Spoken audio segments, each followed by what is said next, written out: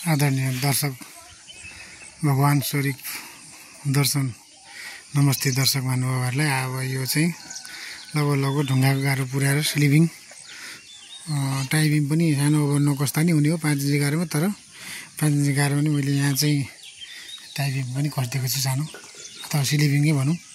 यही toilet bathroom ढलाइ भइसक्यो, इटा यता छ, बालुवा यता। यो चाहिँ धरान 5 देवी गाउँ बरगाछी माथिको नयाँ साइड भन्दा पनि लगभग भयो 2-4 दिन। यति अग्लो, यति निकै अग्लो नै गाह्रो भिन्द्रो हेर्न सक्नुहुन्छ। यही गाह्रो चाहिँ निकै अग्लो उठेको छ। अब यहाँ चाहिँ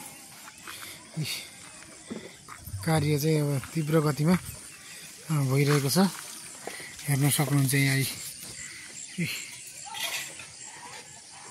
यो चाहिँ हाम्रो देवी गाउँ स्थित धरान 5 जीमाथिको नयाँ साइडमा अब लगभग यो पुरिसकेपछि अहिले पुर्ने काम पनि जारी भइरहेको छ।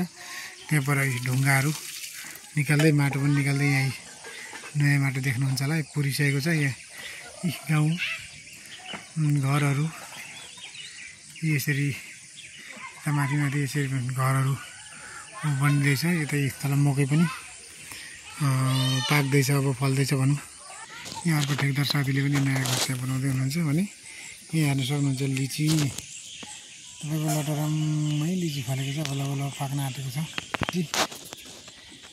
आँप चाहिँ हेर्नुहोस् है, जम्मा जम्मी 2 दाना आँप फलेको छ एउटा रुखमा, आँप फलेको छ।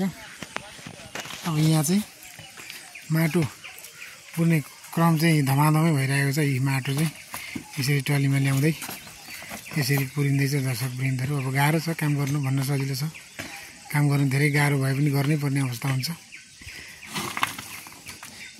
अब यो चाहिँ भोलिसम्ममा लगभग छेउ लाग्ला कि भन्ने अवस्था छ।